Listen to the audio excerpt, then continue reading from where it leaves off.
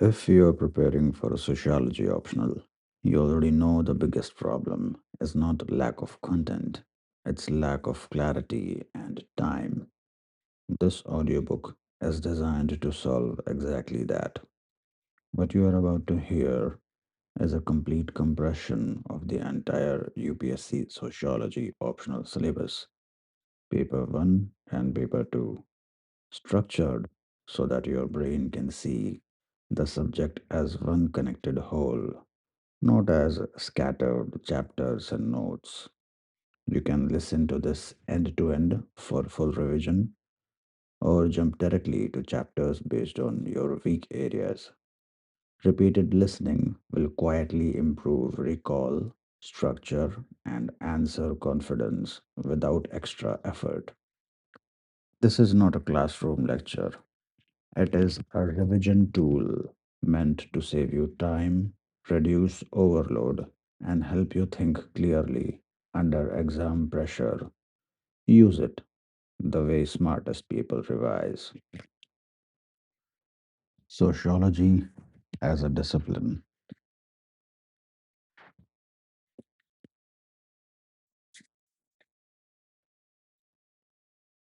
Sociology is the systematic study of society, social relationships, and social institutions. It is concerned with understanding how human behavior is shaped by social structures such as family, religion, economy, and state.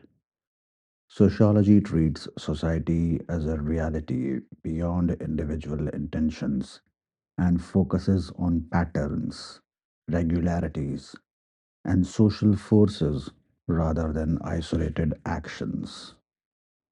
As a discipline, it seeks to explain social order, social change, and social problems using scientific methods. Sociology differs from moral philosophy because it does not judge society as good or bad. Instead, it analyzes how society functions, reproduces itself, and transforms over time. Next is modernity and social changes in Europe and emergence of sociology. Sociology emerged in Europe during the 19th century as a response to profound social changes brought by modernity. Industrialization transformed economic life, urbanization altered settlement patterns, and political revolutions weakened traditional authority. The decline of religion and the rise of individualism created uncertainty and social disorder. These rapid changes made society itself a subject of inquiry. Sociology developed as an attempt to understand new forms of social organization, conflict, and integration. Thinkers like Emile Durkheim, Karl Marx, Max Weber sought to explain how modern societies could maintain order and meaning amid rapid economic, political, and cultural transformations. Next is scope of sociology and comparison with other social sciences. The scope of sociology is broad, covering social institutions, relationships, processes, and structures. It studies topics such as family, religion, economy, politics, education, inequality, and culture. Unlike economics, which focuses primarily on production and distribution, sociology examines the social context of economic life. Unlike political science, which concentrates on power and the state, sociology studies power in everyday social relationships as well. Compared to anthropology, sociology focuses more on complex modern societies. Sociology is integrative in nature, linking different aspects of social life to provide a holistic understanding of society. Next is sociology and common sense. Sociology differs fundamentally from common sense understanding of society. Common sense explanations are based on personal experience, emotions, and moral judgment.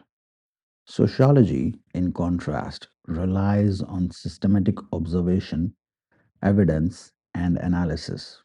While common sense focuses on individual responsibility, sociology looks at social structures and patterns. For example, where common sense may blame individuals for poverty or crime, sociology examines social inequality, institutions, and systematic factors. Sociology challenges taken for granted assumptions and reveals how personal troubles are often connected to larger social issues, making it a critical and analytical way of understanding society. Now we move to our next chapter, sociology as science. Science refers to a systematic and organized body of knowledge developed through observation, reasoning, and verification. The scientific method involves forming hypotheses, collecting data, and testing explanations through evidence. Sociology adopted the scientific method to study society objectively and systematically. However, applying scientific methods to social reality has been criticized because human behavior is influenced by meaning, emotions, and context. Unlike natural sciences, sociology deals with conscious subjects who interpret their world. Therefore, while scientific methods increase objectivity and reliability, sociology must adapt them carefully to capture the complexity and fluid nature of social life. Next is major theoretical strands of research methodology. Sociological research methodology is shaped by different theoretical perspectives. Positivists' methodology emphasizes observation, measurement, and causal explanation, treating society as an objective reality. Interpretive approaches focuses on understanding social action through meanings and subjective experiences. Critical methodologies influenced by Marxism analyze power relations, inequality, and domination within society. Functionalist approaches study social institutions in terms of their contributions to social stability. Each strand offers a different way of studying society, reflecting disagreements about whether social reality should be explained through laws, meanings, or structures of power. Next is positivism and its critique. Positivism argues that society can be studied in the same way as the natural world, using observation, experimentation, and laws. It emphasizes objectivity, quantification, and value neutrality. Positivists believe social facts exist independently of individuals and can be measured scientifically. Critics argue that positivism ignores human consciousness, intentions, and meanings. It reduces complex social experiences to numbers and overlooks historical and cultural context. Interpretive sociologists reject the idea that social reality can be fully understood through methods borrowed from natural sciences, stressing the uniqueness of social phenomena. Next is fact, value, and objectivity. The relationship between fact and value is a central issue in sociology. Facts refers to objective descriptions of social reality, while values involve moral and ethical judgments. Sociology aims to study facts objectively without allowing personal values to influence analysis. However, complete value neutrality is difficult because sociologists are shaped by their social contexts. Max Weber argued for value neutrality in research methods, while allowing values to guide the selection of research topics. Objectivity in sociology, therefore, means methodological rigor and honesty rather than complete absence of values. Next is non positivist methodologies. Non positivist methodologies reject the idea that society can be studied using the same methods as natural sciences. These approaches emphasize interpretations, meaning, and understanding rather than measurement and prediction. Methods such as participant observation, interviews, and ethnography are commonly used. Interpretive sociology focuses on how individuals construct social reality through interaction. Phenomenology and symbolic interactionism highlight everyday experiences and subjective meanings. These methodologies provide deeper insights into social life, but are often criticized for lack of generalizability and difficulty in verification. Now, we move to our next chapter: research methods and analysis. Qualitative and quantitative methods. Sociological research uses qualitative and quantitative methods to study different dimensions of social reality. Quantitative methods focus on numerical data, measurement, and statistical analysis.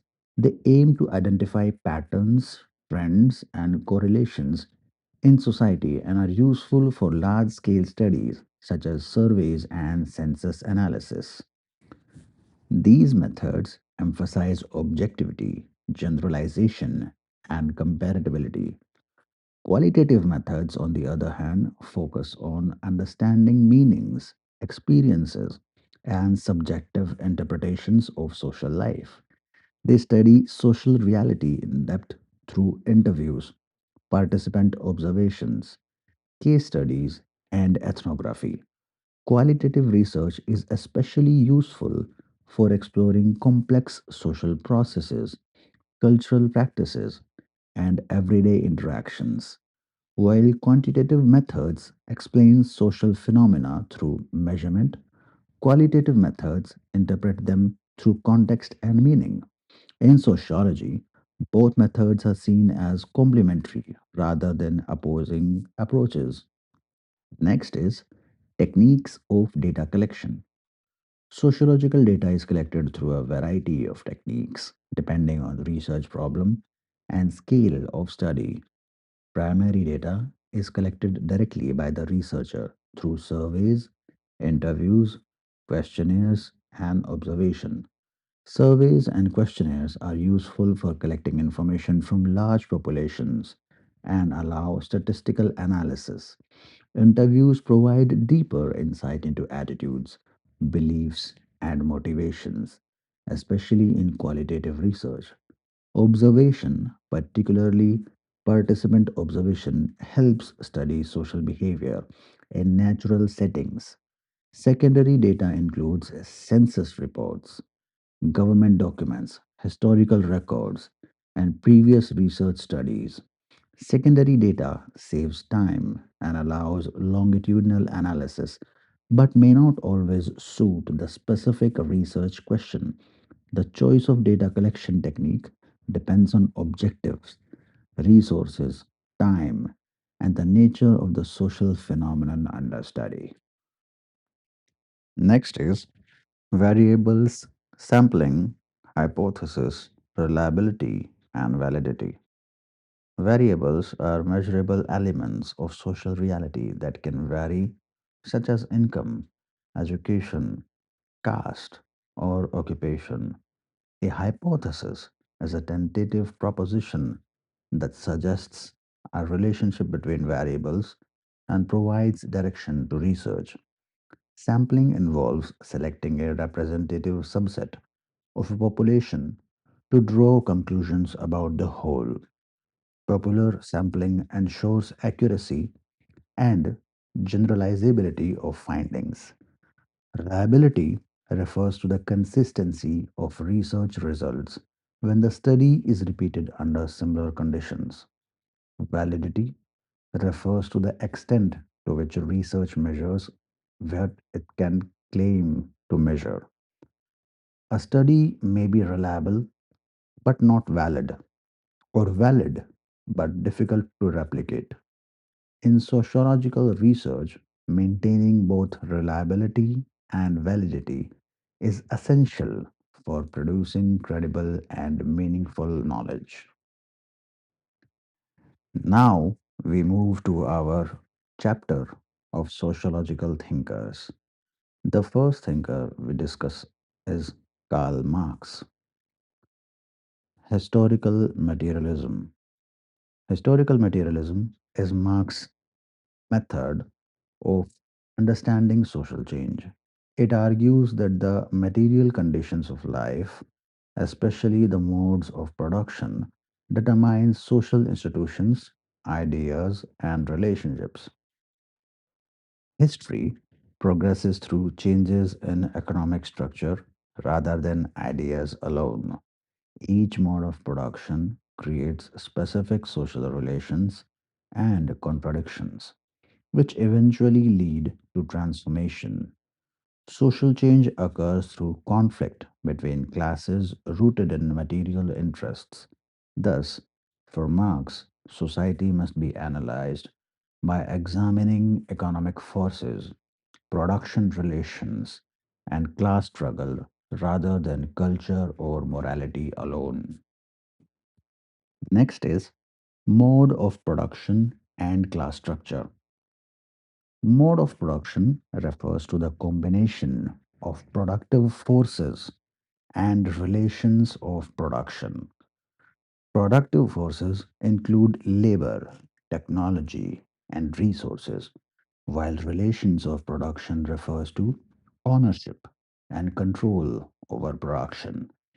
Each mode of production creates specific classes such as slave and master, feudal lord and serf, or capitalist and worker. Class position is defined by one's relationship to the means of production. Marx argued that class structure is central to understanding inequality, power, and social conflict in any society. Next is class struggle. Class struggle is the driving force of social change in Marxist theory. It arises from opposing interests between classes formed by unequal relations of production. In capitalism, conflict exists between the bourgeoisie, who owns the means of production, and the proletariat, who sell their labor. This struggle may appear as economic exploitation, political conflict, or ideological domination. Marx viewed class struggle as inevitable and historically necessary. Through class conflict, societies move from one mode of production to another, leading to ultimately revolutionary change. Next is alienation. Alienation refers to the separation of workers from the products of their labor under capitalism. Marx identified four dimensions of alienation: alienation from the product, the process of production, fellow workers, and human potential. Workers have no control over what they produce or how they produce it. Labor becomes mechanical and meaningless. Alienation reduces human creativity and turns workers into commodities. Marx viewed alienation as a structural condition of capitalism, not a psychological problem, and argued that it would end only with the abolition of private ownership of production. Next is ideology and false consciousness. Ideology refers to the system of ideas that justifies and legitimizes existing social relations. Marx argued that ruling ideas are the ideas of ruling class. False consciousness occurs when subordinate classes accept dominant ideas that work against their own interests. Institutions such as religion, education, and law promote ideology by presenting inequality as natural or inevitable. Ideology masks exploitation and prevents class awareness. For Marx, developing class consciousness is essential for challenging domination and transforming society through collective action. Next is Marx on capitalism. Marx viewed capitalism as a system based on private ownership, profit, and wage labor. Capitalists extract surplus value from workers by paying wages lower than the value created by labor. Competition forces capitalists to intensify exploitation and mechanization. Capitalism produces wealth but also inequality, instability, and crisis. Marx argued that capitalism contains internal contradictions that leads to its eventual collapse. Thus, capitalism is not permanent, but a historical stage that will be replaced by a more egalitarian system. Now, we move to our next thinker, Emil Durkheim. Social facts. Social facts are ways of acting, thinking, and feelings that exist outside the individual and exert coercive power over them. Durkheim argued that social facts are objective realities independent of personal will. Examples include laws, customs, moral norms, and institutions. Individuals are born into these social facts and are shaped by them. The coercive nature of social facts becomes evident when individuals try to resist them and face social sanctions.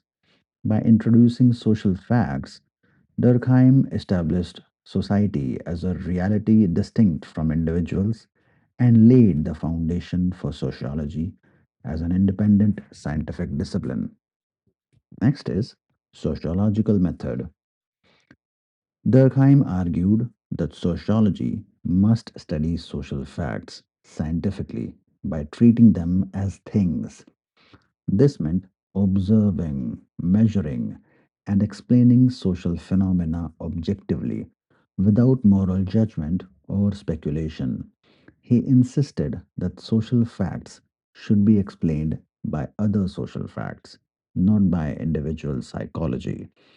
Durkheim emphasized eliminating preconceptions and focusing on external characteristics.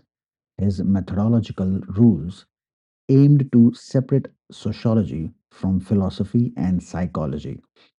Through this approach, Durkheim established sociology as a science concerned with identifying patterns, causes, and functions of social phenomena.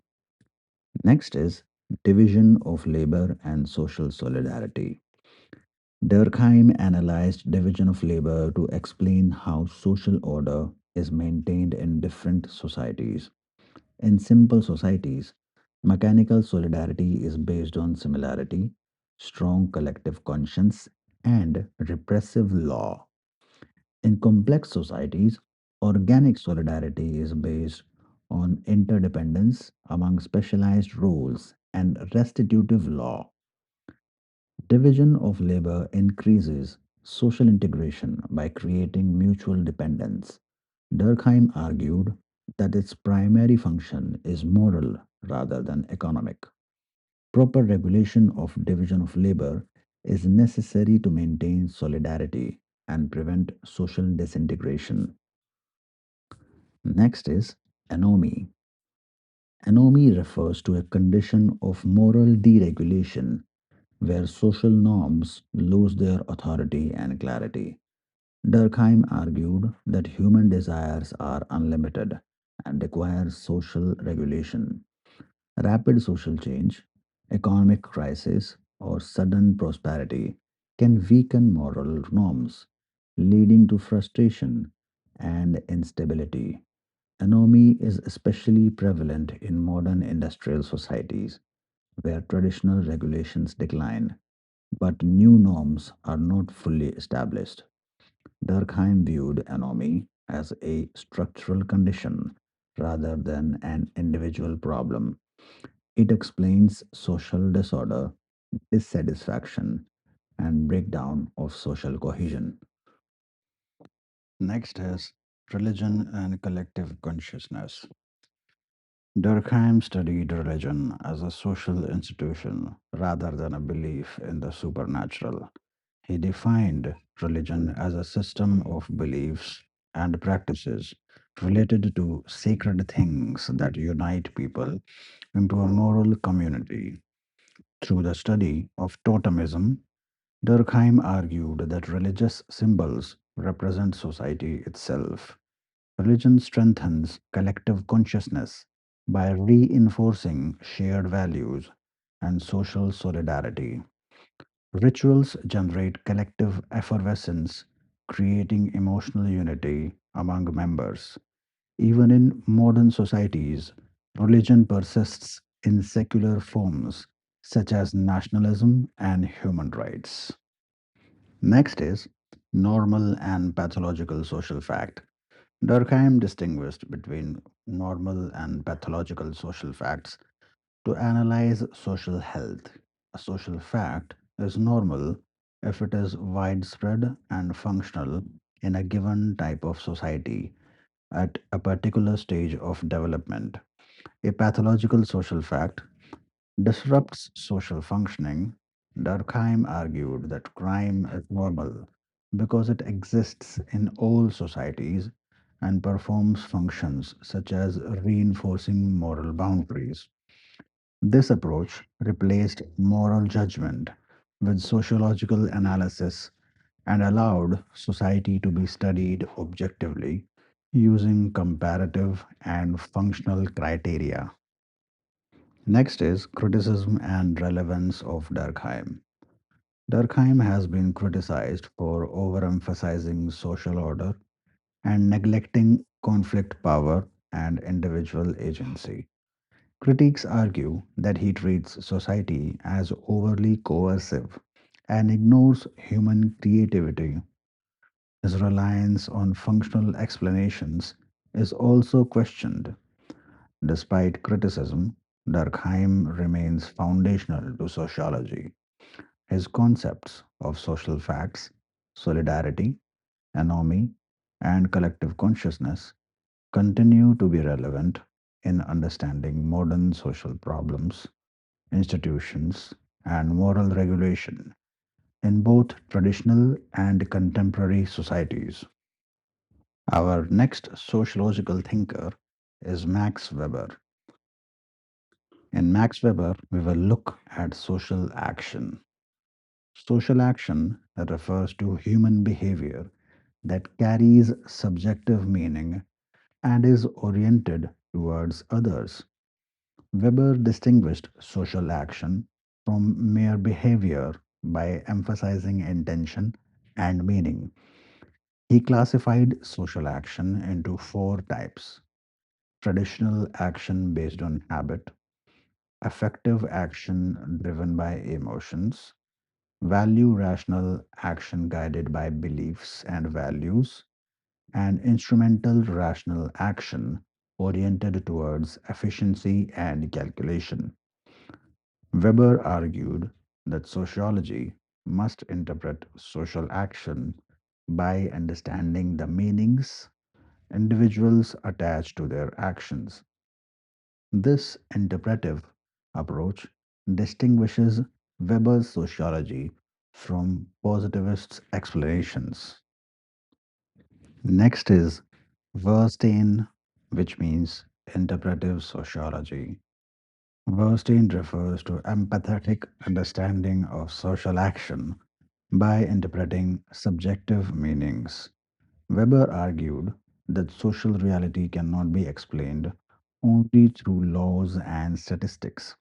It must be understood from the actor's point of view. Verstein involves placing oneself in the social context, of individuals to grasp their motives, values, and intentions. It does not imply emotional sympathy, but analytical understanding. This method allows sociologists to explain why individuals act in particular ways. Verstein forms the foundation of Weber's interpretive sociology and differentiates it from positivist approaches. Next is ideal types. Ideal types are analytical constructs used by Weber to study social reality. They are exaggerated, logically consistent models that highlight essential features of social phenomena. Ideal types do not exist exactly in reality, but serve as tools for comparison and analysis. Examples include bureaucracy, capitalism, and types of authority. Weber used ideal types to organize complex social data and interpret historical processes. They help in understanding deviations from the model rather than describing reality itself. Ideal types are central to Weber's methodological approach. Next is authority and legitimation. Weber analyzed authority as power legitimized by belief in its rightfulness. He identified three pure types of authority: traditional authority based on customs and traditions, charismatic authority based on personal qualities of leaders, legal rational authority based on rules and laws. Authority ensures stability and obedience in society. Weber argued that modern societies increasingly rely on legal rational authority. This classification helps explain different forms of domination, leadership, and institutional order across societies and historical periods. Next is bureaucracy. Bureaucracy is a system of administration based on hierarchy, rules, specialization, and impersonality. Weber considered bureaucracy the most rational and efficient form of organization in modern society. It operates through written rules, fixed authority, and technical competence. Bureaucracy promotes predictability and efficiency, but can also lead to rigidity and dehumanization. Weber warned of the iron cage of rationality, where individuals become trapped in systems of rules and calculations. Bureaucracy reflects the broader process of rationalization in modern society.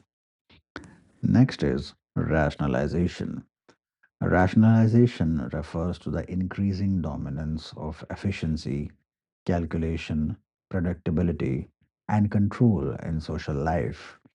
Weber argued that modern society is characterized by rational thinking, replacing tradition, emotion, and values.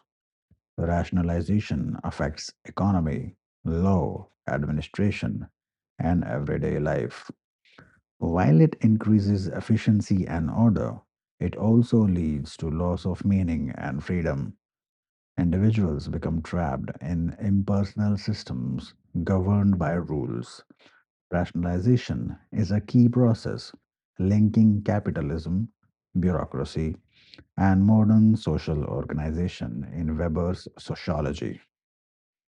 Protestant ethic and spirit of capitalism. Weber examined the relationship between religion and economic behavior through the Protestant ethic thesis. He argued that Protestant values such as hard work, discipline, and rational organization of life encouraged the development of modern capitalism. Calvinist beliefs promoted systematic labor and accumulation of wealth as moral duties. Weber did not claim religion caused capitalism, but showed how cultural values influenced economic action. This work challenged economic determinism and demonstrated the role of ideas and beliefs in shaping social change. Criticism and relevance of Weber. Weber has been criticized for overemphasizing ideas and underplaying material conditions. His concepts are considered complex and difficult to operationalize. Critics argue that ideal types oversimplify reality. Despite criticism, Weber remains central to sociology. His contributions to methodology, authority, bureaucracy, and rationalization are widely applied. Weber's ideas are especially relevant in understanding modern organizations, power structures, and the tension between efficiency and human freedom. Next, we will see our next sociological thinker, Talcott Parsons. Action theory of Talcott Parsons. Parsons developed a voluntaristic theory of social action that integrates individual choice with social structure. He argued that the action is not purely driven by instinct or external forces, but is shaped by norms, values, and goals. Social action occurs within a system of cultural values and institutional constraints. Individuals choose actions, but their choices are guided and limited by social expectations. Parsons attempted to bridge the gap between positivist determinism and interpretive subjectivism, making action both meaningful and socially regulated. Social system. A social system refers to a set of interrelated roles and institutions that function together to maintain social order. Parsons viewed society as a system composed of interdependent parts such as family, economy, polity, and religion. Each part performs specific functions necessary for the survival of the whole. Social order is maintained through shared norms and values which guide behavior and ensure stability. Parsons emphasized consensus rather than conflict, seeing society as a self regulating system striving for equilibrium. Next is pattern variables. Pattern variables are analytical tools developed by Parsons to explain how individuals make choices within social roles. They represent dichotomies such as affectivity versus affective neutrality, particularism versus universalism, and ascription versus achievement. These variables help distinguish between traditional and modern societies. In traditional societies, roles are ascriptive and particularistic, while modern societies emphasize achievement and universal rules. Pattern variables explain how social expectations shape behavior and how societies transition from traditional to modern forms. Next is AGIL model. The AGIL model identifies four functional prerequisites that every social system must fulfill to survive.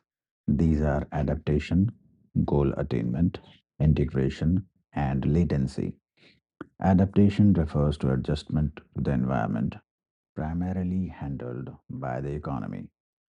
Goal attainment involves setting and achieving collective goals managed by the political system.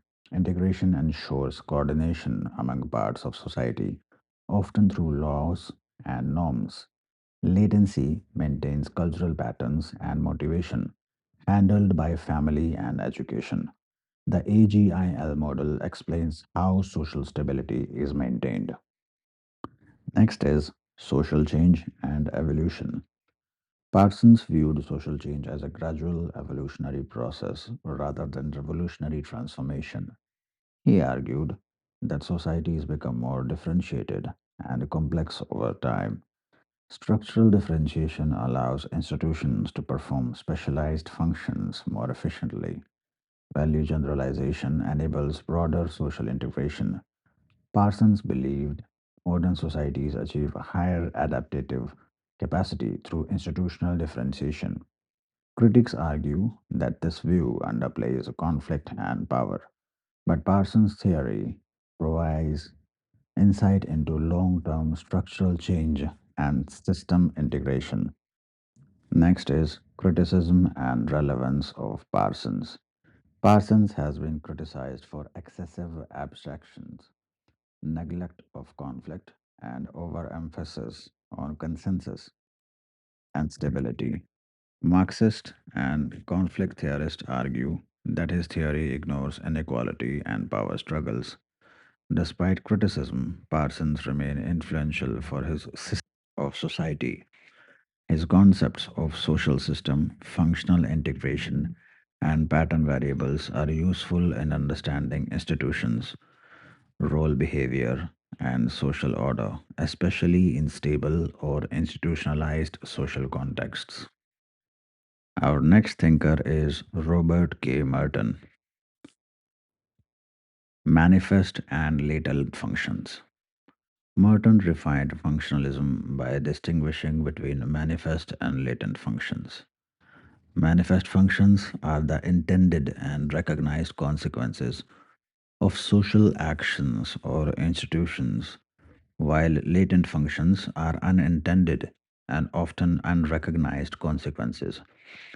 For example, education's manifest function is knowledge transmission, while its latent functions include socialization and status allocation. This distinction helped sociology move beyond simplistic functional explanations. It showed that institutions can produce multiple outcomes, some beneficial and some unintended. Merton's approach made functional analysis more empirical and less ideological than earlier functionalist theories. Next is dysfunction. Merton introduced the concept of dysfunction to highlight that social institutions do not always contribute positively to social stability. Dysfunctions are consequences of social structure that undermine social order or create problems. And an institution may be functional for some groups but dysfunctional for others. For example, bureaucracy may increase efficiency but also cause alienation and rigidity. By introducing dysfunction, Merton challenged the assumption that all social practices are beneficial. This made functionalism more balanced and realistic, allowing sociologists to analyze social problems and contradictions within institutions. Next is anomy and strain theory. Merton reinterpreted Durkheim's concept of anomy to explain deviant behavior in modern societies. He argued that anomy arises when there is a disjunction between culturally prescribed goals and socially approved means to achieve them. When individuals lack legitimate means, they adapt through modes such as conformity, innovation, ritualism, retreatism, and rebellion. This strain theory explains crime and deviance as outcomes of structural inequality rather than individual pathology. Martin's theory links social structure to individual behavior in a systematic way. Next is middle range theories. Merton criticized grand, abstract theories that attempted to explain society as a whole. Instead, he proposed middle range theories that focus on specific social phenomena such as deviance, reference groups, or social mobility. These theories bridge the gap between empirical research and general theory. Middle range theories are testable, limited in scope, and grounded in observation. Merton argued that sociology should build theory gradually through empirical research rather than speculative system building. This approach strengthened sociology as a scientific discipline. Next is reference group theory. Reference groups are groups that individuals use as standards for evaluating their behavior, attitudes, and aspirations. These groups may or may not be groups to which individuals actually belong. Reference groups influence self identity, satisfaction, and behavior. Individuals may experience relative deprivation when comparing themselves to a higher status reference group. Merton used this concept to explain social mobility, conformity, and deviance. Reference group theory highlights how social comparison shapes individual choices within a structured social environment. Next is criticism and relevance of Merton. Merton has been criticized for remaining within the functionalist framework and underemphasizing power and conflict. His strain theory is said to focus more on lower class deviance. Despite criticism, Merton's contributions are highly influential. His concepts of latent functions, dysfunction, anomy, and middle range theory are widely used in sociological research. Merton helped make sociology more empirical, flexible, and analytically precise. Our next thinker is George Herbert Mead, Self and Society. Mead argued that the self is not innate but develops through social interaction. The self emerges when an individual becomes aware of themselves as an object in relation to others. Society precedes the individual self and provides the framework within which the self develops. Social interaction is therefore central to personality formation. Mead emphasized that without social experience, the self cannot develop. This view challenged biological and psychological explanations of behavior and highlighted the social nature of human identity. Next topic is I and me. Mead divided the self into two components, the I and the me. The me represents the organized set of attitudes, norms, and expectations internalized from society. It reflects social control and conformity. The I is the spontaneous, creative, and unpredictable response of the individual to social situations. Together, the I and the me explain both stability and change in behavior. The interaction between the two allows individuals to adapt to society while also exercising agency and creativity. Next is role of language, symbols and communication. Mead emphasized language and symbols as the foundation of social interaction. Meaning arises through shared symbols that allow individuals to communicate and interpret actions. Language enables individuals to take the role of others and reflect on their own behavior. Symbols make social life possible by creating shared meanings. Through communication, individuals coordinate actions and develop social order. Mead's focus on symbolic interaction explains how social reality is constructed through everyday interactions rather than imposed by external forces. Next is stages of self development. Mead described the development of the self through stages: the preparatory stage, play stage, and game stage. In the preparatory stage, children imitate others without understanding meaning. In the play stage, they take the role of specific others, such as parents or teachers. In the game stage, individuals understand multiple roles simultaneously and internalize the rules of society. This leads to the emergence of the generalized other, representing society's expectations. These stages explain how social norms become internalized. Generalized other. The generalized other refers to the collective attitudes and expectations of society that individuals internalize. It represents the broader social community rather than specific individuals. By taking the role of the generalized other, individuals regulate their behavior according to social norms. This concept explains how social control operates internally rather than through external force. The generalized other allows coordinated social action and moral behavior. It is central to Mead's explanation of social order and conformity. Next is criticism and relevance of Mead.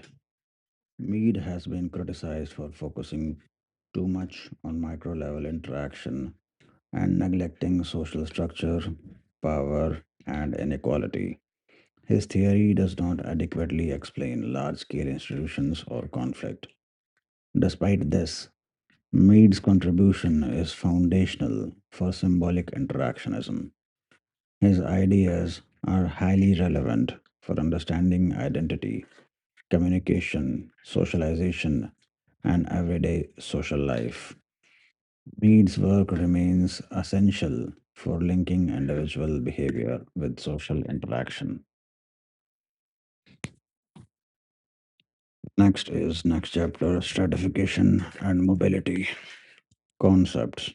Social stratification refers to the structured and unequal distribution of resources, power, and status in society. Equality implies equal access to opportunities and rewards, while inequality refers to differences that are systematically produced and maintained. Hierarchy indicates a ranked ordering of individuals or groups based on social value. Sociology views inequality not as a result of individual ability alone, but as a product of social arrangements. Stratification is universal, but varies in form and intensity across societies. It is closely linked to social institutions such as family, economy, education, and politics. Sociologists study stratification to understand how advantage and disadvantage are socially organized, reproduced over generations, and legitimized through norms, ideology, and culture. Next is caste, class, and status. Caste, class, and status are major forms of social stratification.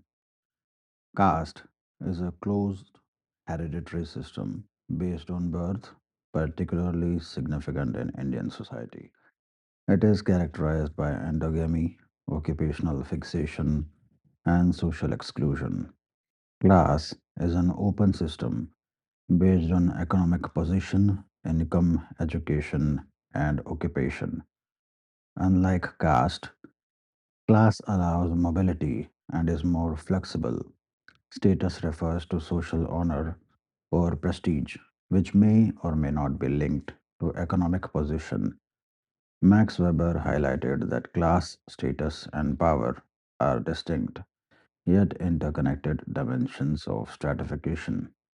Together, these concepts explain how social inequality operates differently across societies and historical contexts. Next is social mobility. Social mobility refers to the movement of individuals or groups within a stratified social structure. It can be vertical or horizontal, intergenerational or intragenerational. Vertical mobility involves upward or downward movement in social hierarchy, while horizontal mobility involves change without altering social rank. In traditional societies, mobility is limited due to rigid stratification systems. In modern societies, factors such as education, occupation, urbanization, and economic growth increase mobility. However, mobility is often unequal and influenced by class background, social networks, and structural constraints. Sociology studies mobility to assess the openness of society and the persistence of inequality, gender, and patriarchy. Gender is a social construct that defines roles, responsibilities, and expectations for men and women. Patriarchy refers to a system of social organization in which men dominate women in power, authority, and access to resources. Gender inequality operates through family, education, workplace, religion, and state institutions. Patriarchy is maintained through cultural norms, socialization, and control over women's labor and sexuality. Feminist sociology highlights how gender intersects with caste, class, and ethnicity to produce multiple forms of disadvantage. Studying gender and patriarchy reveals how inequality is embedded in everyday social relations and institutional structures. Now we move to next chapter, works and economic life. Topic 1, social organization of work. The social organization of work refers to how work is structured, distributed, and regulated within society. Work is not only an economic activity but also a social process shaped by culture, technology, and power relations. Sociologists study how work influences social identity, status, and relationships. Division of labor organizes tasks and roles, creating interdependence among workers. The organization of work varies across societies from traditional forms based on kinship and custom to modern forms based on contracts and specialization. Changes in technology, industrialization, and globalization continuously reshape work patterns, affecting skills, authority, and worker autonomy. Thus, work is central to understanding social order and inequality. Next is formal and informal organization of work.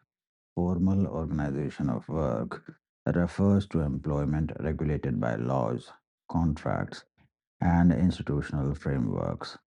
It includes structured roles, fixed wages, job security, and defined working hours.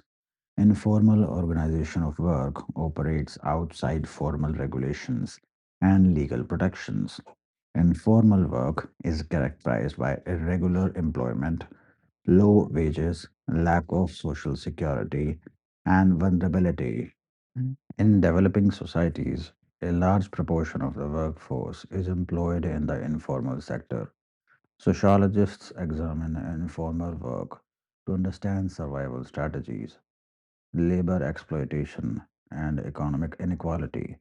The coexistence of formal and informal work reflects uneven development and the limitations of state regulation in managing employment.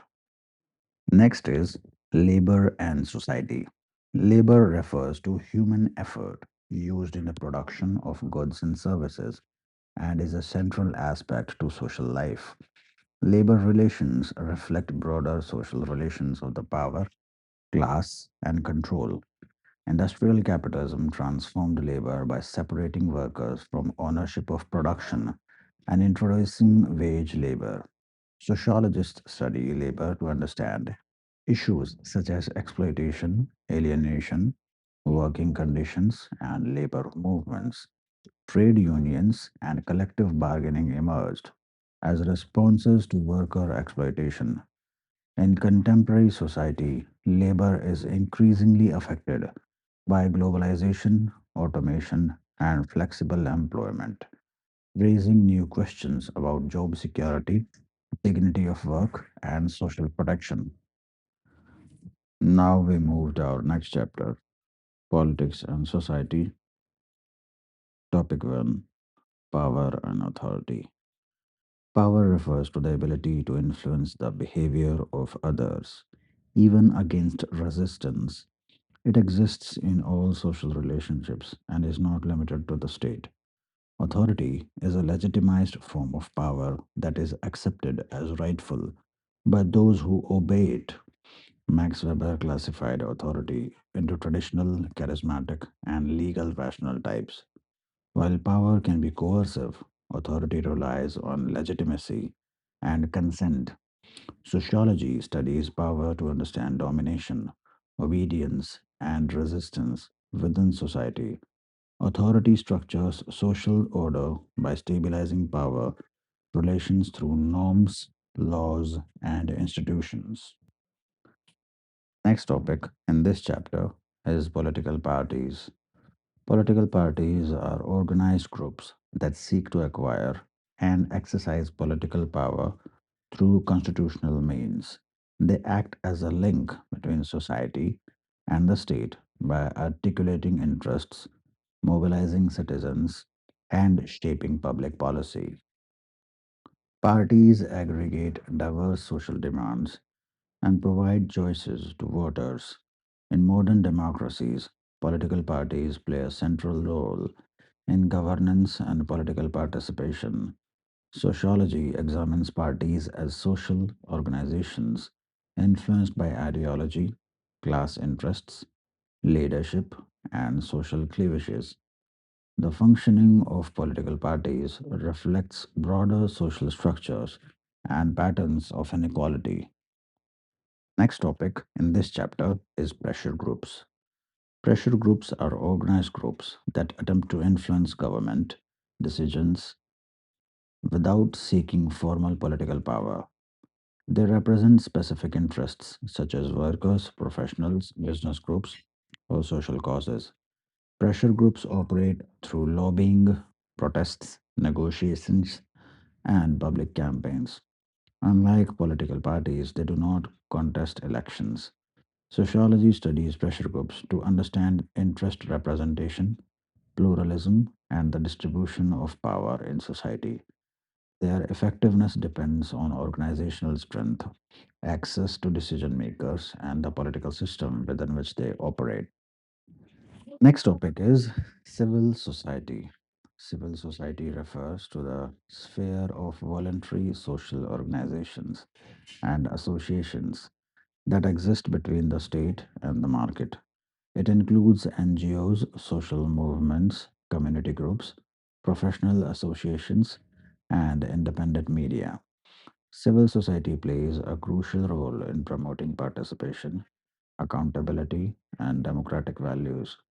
It provides a platform for citizens to organize collectively and express interests outside formal political institutions. Sociologists view civil society as essential for limited state power and strengthening social cohesion.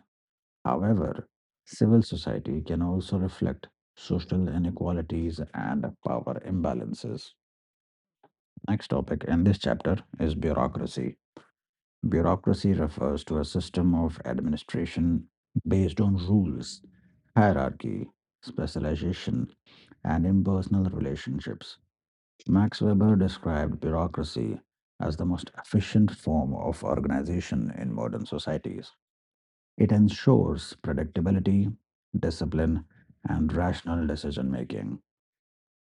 Bureaucracy operates in government, corporations, and large institutions. While it promotes efficiency and stability, it can also lead to rigidity, alienation, and lack of accountability. Sociology studies bureaucracy to understand authority, rationalization, and the functioning of modern organizations. Let's move to our next chapter, religion and society. Topic 1 in this chapter is sociological theories of religion. Sociological theories of religion analyze religion as a social institution rather than a spiritual truth. Functionalist theories view religion as a source of social cohesion, moral regulation, and collective identity. Conflict theories see religion as reinforcing inequality by legitimizing domination and exploitation.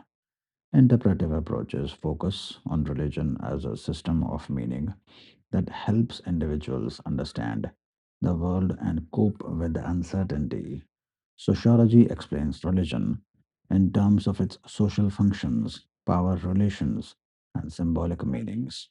These theories highlight how religion influences behavior, values, and social order across different societies and historical contexts. Next topic is types of religious practices. Religious practices refers to the actions, rituals, and behaviors through which religious beliefs are expressed. These include worship, rituals, ceremonies, prayers, festivals, and rites of passage. Practices may be collective or individual, formal or informal. Rituals strengthen social bonds by bringing people together and reinforcing shared beliefs. Religious practices also mark social boundaries and regulate moral behavior.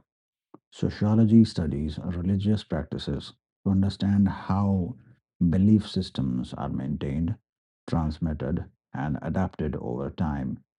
Changes in religious practices often reflect broader social transformations, such as modernization and cultural change. Next topic is religion in modern society. In modern societies, the role of religion undergoes significant transformation.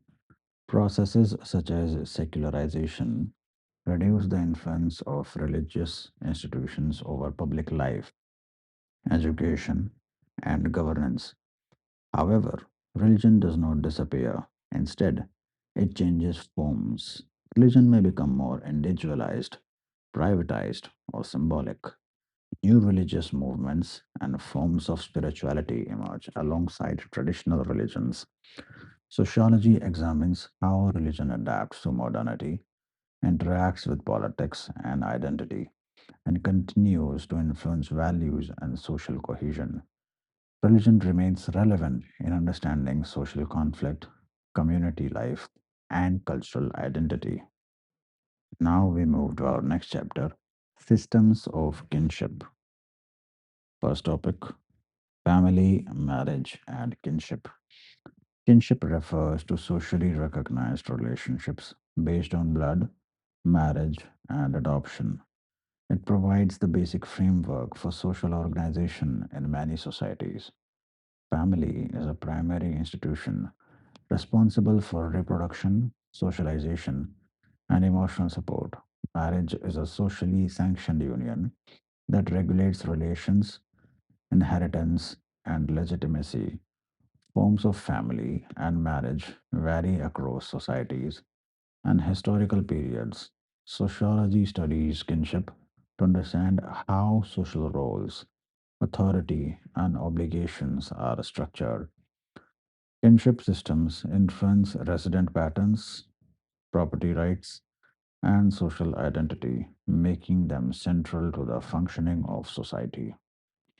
Next topic is patriarchy and sexual division of labor. Patriarchy refers to a system of social organization in which men dominate women in authority, resources, and decision making.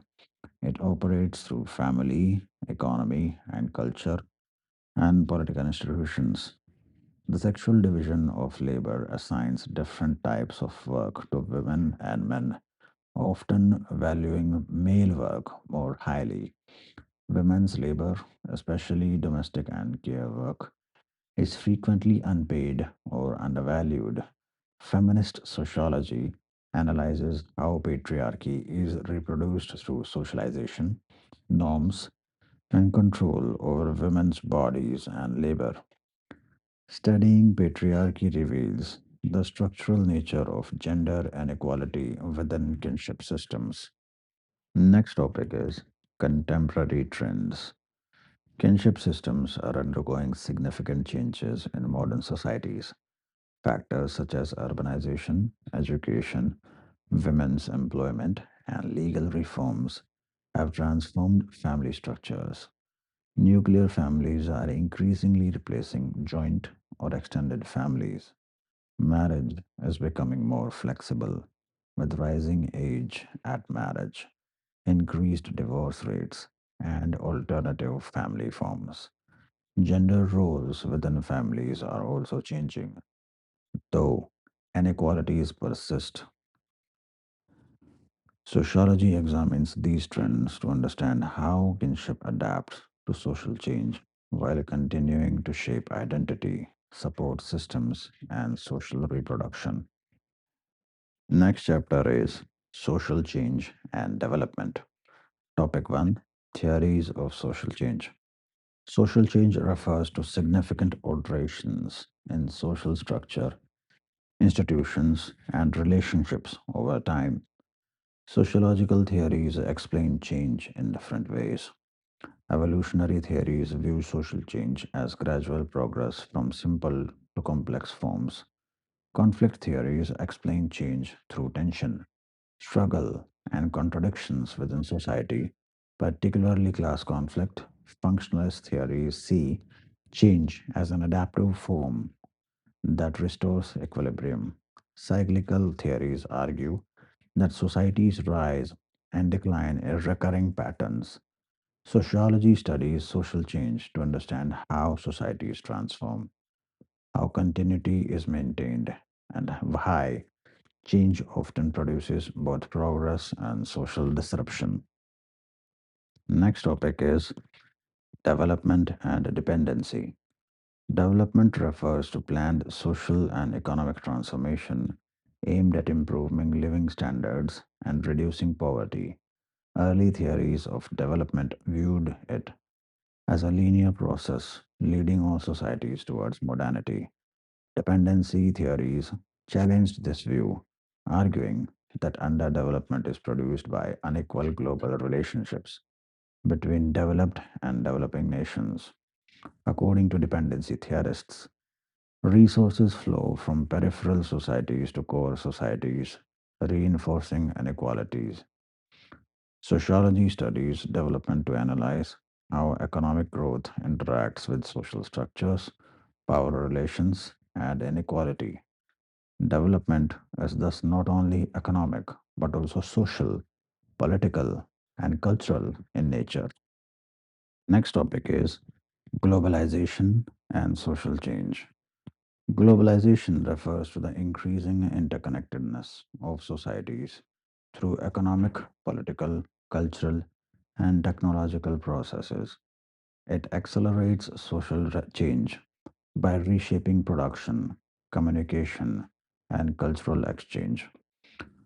Globalization creates new opportunities for growth and mobility, but also intensifies inequality and cultural homogenization. Traditional social structures are challenged by global forces, while new identities and forms of resistance emerge. Sociology examines globalization to understand its impact on labor, culture, nation states, and everyday life. Social change is the global era, an uneven, complex, and deeply interconnected. And with this, we complete our paper 1. Next, we move to paper 2, chapter 1, topic 1, G.S. Ghurye, caste as a closed system. G.S. Ghurye viewed caste as a closed and rigid system based on birth. He emphasized features such as hereditary membership, endogamy, occupational association, and hierarchy. According to Ghurye, caste groups maintain social distance through restrictions on marriage, food, and social interaction. He highlighted the role of religion and tradition in legitimizing caste inequalities. Ghurye argued that caste is sustained not merely by economic factors, but by deeply embedded cultural and ritual practices.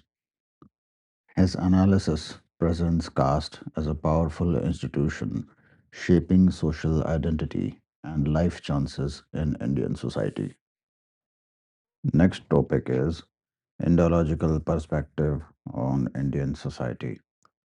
Ghurye is a key representative of the Indological approach, which studies Indian society through classical texts, scriptures, and traditions. He argued that Indian social institutions, such as caste, family, and kinship, cannot be understood without reference to Hindu religious texts. and cultural values. Ghurye emphasized continuity between ancient and modern Indian society. Critics argue that this approach overemphasizes textual sources and neglects conflict, inequality, and social change.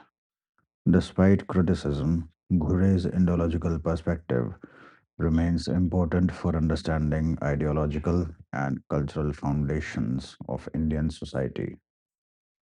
Next topic is tribes and caste continuum. Ghurye challenged the view that tribes are completely separate from caste society. He argued that tribes are backward Hindus and part of a tribe caste continuum. According to him, tribes differ from castes mainly in degree of isolation rather than fundamental structure. He pointed out similarities in customs, beliefs, and social organization. Ghurye believed that tribes would gradually assimilate into Hindu society through cultural contact. This view has been criticized for ignoring tribal distinctiveness and justifying assimilation, but it remains influential in debates on tribal identity and integration. Next topic is kinship and family in India. Ghurye studied kinship and family as central institutions of Indian society. He emphasized that importance of joint family, lineage, and kinship obligations in maintaining social order. According to him, family structure is closely linked to caste, property relations, and religious norms. Ghurye highlighted how kinship regulates marriage, inheritance, and social behavior. His work shows a continuity of family values despite social change. Critics argue that he underplayed internal conflicts and gender inequality, but his contributions remain foundational for understanding Indian kinship systems. Next topic is criticism and relevance of Ghurye.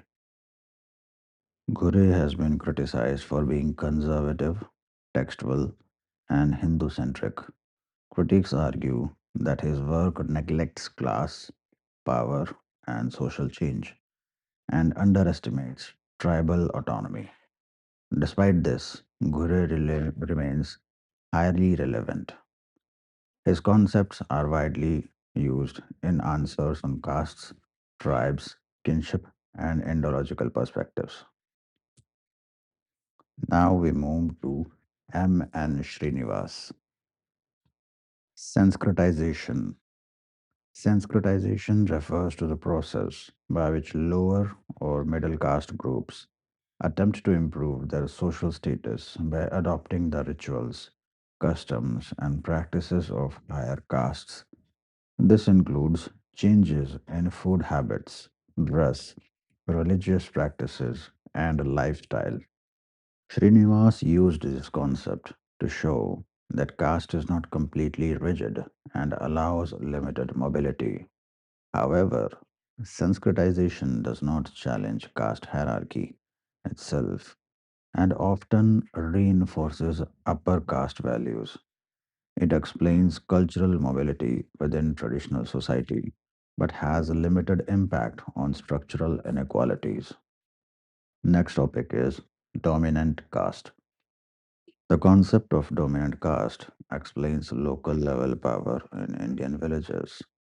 A dominant caste is one that combines numerical strength, economic power, especially land ownership, and political influence.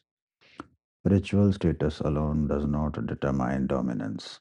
Srinivas showed that caste power related are shaped by economic and political factors. This concept helped explain changing rural power structures after land reforms and democratic politics. Dominant caste theory highlights the shift from ritual hierarchy to political and economic dominance in rural India. Next topic is westernization. Westernization refers to the influence of Western values, institutions, and practices on Indian society.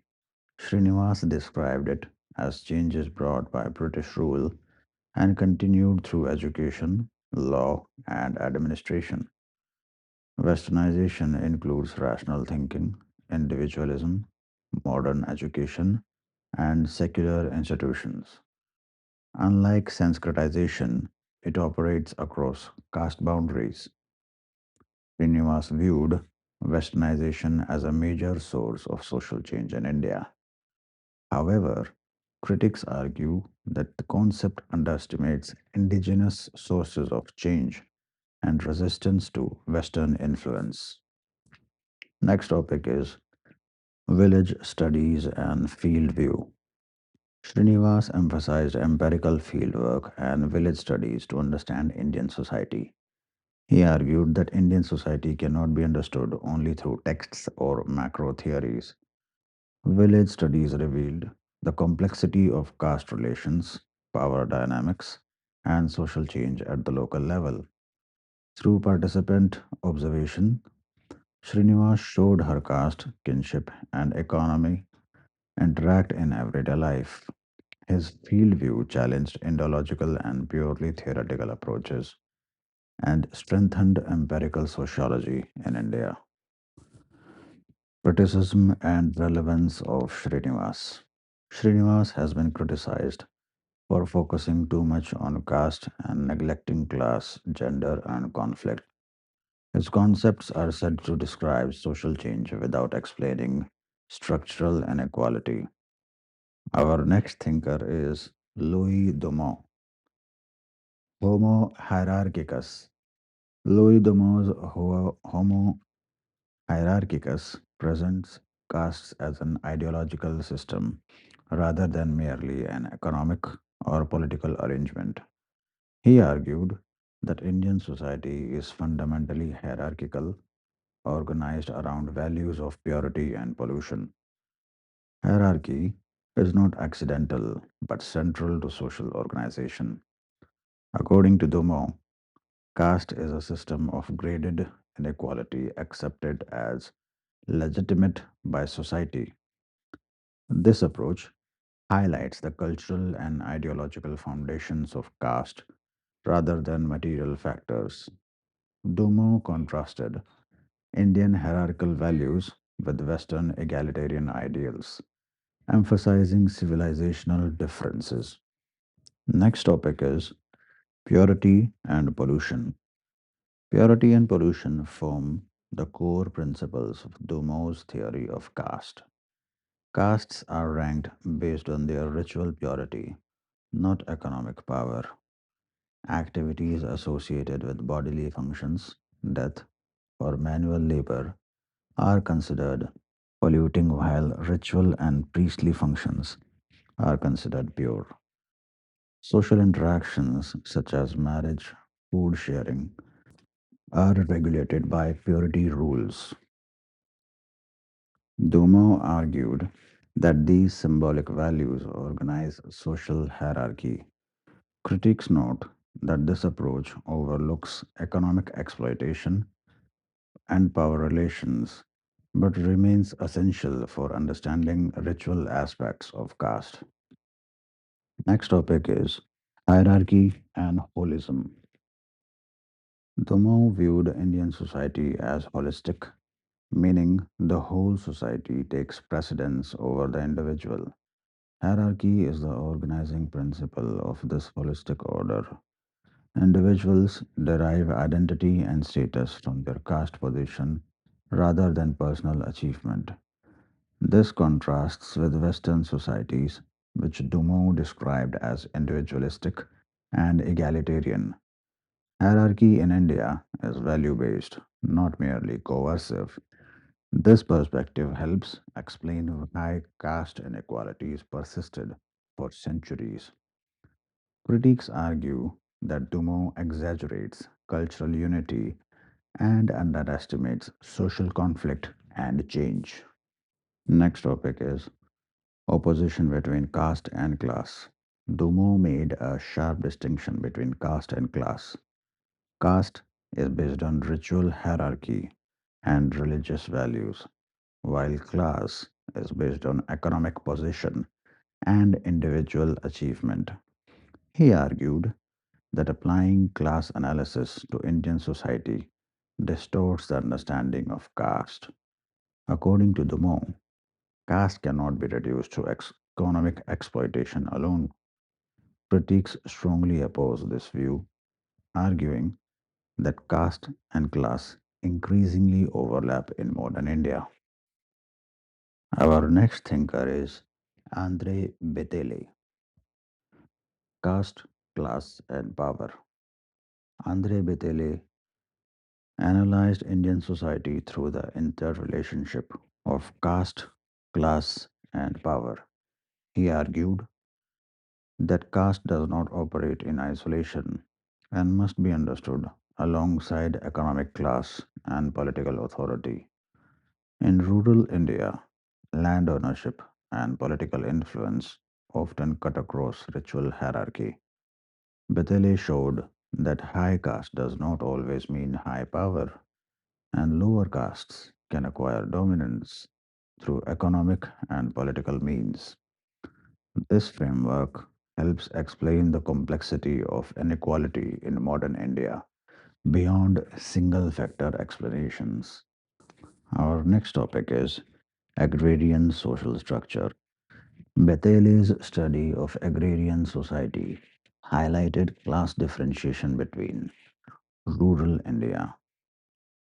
He analyzed land ownership patterns, control over resources, and labor relations to explain rural inequality. His work showed how landlords, tenants, and agricultural laborers form distinct classes with unequal power. Bethele emphasized that agrarian relations are shaped by both traditional caste ties and modern economic forces. His analysis helps understand rural stratification as dynamic rather than static, especially after land reforms and democratic decentralization. Our next topic is inequality and equality. Bethele examined inequality as a multidimensional phenomenon involving economic resources, social status, and political power. He argued that modern societies value equality, but inequality persists in practice. In India, formal equality through law coexists with deep social inequalities. Bethele distinguished between equality of opportunity and equality of condition, noting that legal equality does not automatically remove structural disadvantages. His work is important for understanding debates on social justice, affirmative action, and democratic inequality in Indian society. Our next topic is tradition and modernity. Bethele rejected simplistic views that tradition and modernity are mutually exclusive. He argued that modern institutions in India often coexist with traditional practices. Changes in education, economy, and politics have altered social relations, but traditional identities, such as caste, continue to influence behavior. Bethele's balanced approach avoid romanticizing tradition or glorifying modernity. This perspective is useful for analyzing social change in India as a process of adaptation rather than total transformation. Next topic is criticism and relevance of Bethele. Bethele has been criticized for being overly descriptive and insufficiently critical of inequality. Marxist scholars argue that he underplays exploitation and class conflict. Our next thinker is Yogendra Singh. Next topic is modernization in India.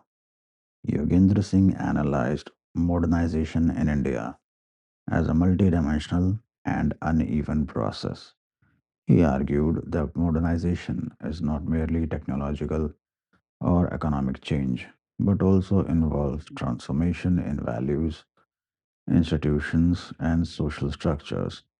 In India, modernization occurred under colonial and post colonial conditions, making it selective and constrained. Traditional institutions such as caste and family adapted rather than disappeared. Yogendra Singh rejected the idea of linear Western style modernization and highlighted the coexistence of tradition and modernity in Indian society. Next topic is tradition and modernity. Yogendra Singh emphasized that tradition and modernity are not opposites but interact dynamically in Indian society.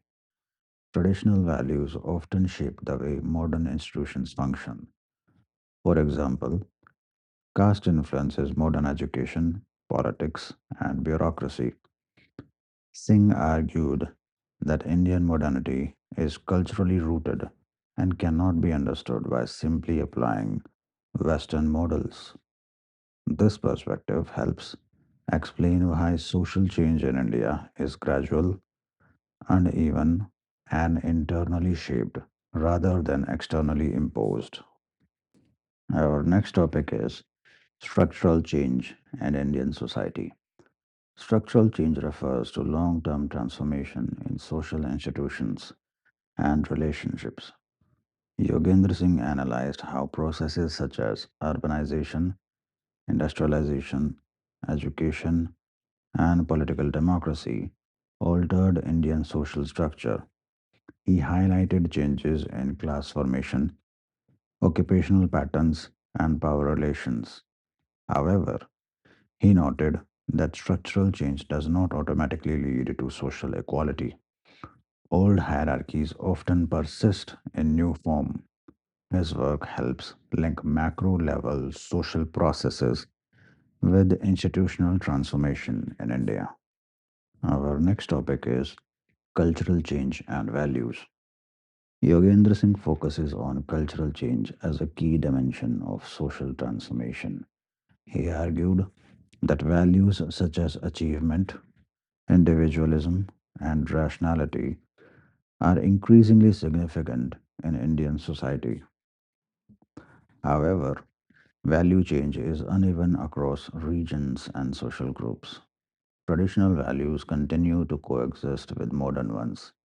Singh's analysis shows that cultural change is selective and mediated by social structure. This perspective is useful for understanding changing aspirations, lifestyles, and social attitudes in contemporary India. Our next topic is globalization and social change. Yogendra Singh examined globalization as a new phase of social change influencing Indian society. Globalization affects economy, culture, communication, and identity. It creates new opportunities for growth and mobility, but also intensifies inequality and cultural homogenization. Singh argued that globalization interacts with existing social structures, producing uneven outcomes. His work helps explain how global forces reshape Indian society while being filtered through local traditions and institutions. Our next thinker is A.R. Desai, Marxist perspective on Indian society. A.R. Desai analyzed Indian society using the Marxist framework, focusing on class relations, material conditions, and power structures. He rejected cultural and ideological explanations that ignored economic foundations. According to Desai, social institutions such as caste, family, and religion must be understood in relations to modes of production and class interests. He emphasized historical materialism to explain social change in India. His approach highlights exploitation, inequality, and conflict as central features of Indian society. Our next topic is colonialism and capitalist development. Desai argued that colonial rule introduced capitalist relations in India in a distorted form. British colonialism reorganized the Indian economy to serve imperial interests, leading to deindustrialization, rural poverty, and class differentiation. Colonial policies strengthened landlords and intermediaries while exploiting peasants and workers. Desai viewed colonial capitalism as underdeveloped and dependent. His analysis explains the structural roots of poverty, inequality, and uneven development in India. Our next topic is Indian nationalism. Here, Desai analyzed Indian nationalism as a class based movement rather than a purely popular uprising. He argued that nationalism was led by educated middle class and bourgeoisie who mobilized masses for political goals while protecting their own class interests. According to Desai, nationalist ideology concealed class contradictions within Indian society. This interpretation challenged romantic and idealistic views of nationalism and highlighted internal inequalities within the freedom movement. Our next topic is state and society in India. Desai viewed the Indian state as an instrument of dominant classes. In the post independence period, he argued that the state continued to serve the interests of industrial capitalists, landlords, and elites. Welfare policies and democratic institutions did not fundamentally alter class domination. The state mediated class conflicts but did not eliminate exploitation. Desai's analysis is important for understanding power, policy, and inequality in independent India from a Marxist perspective.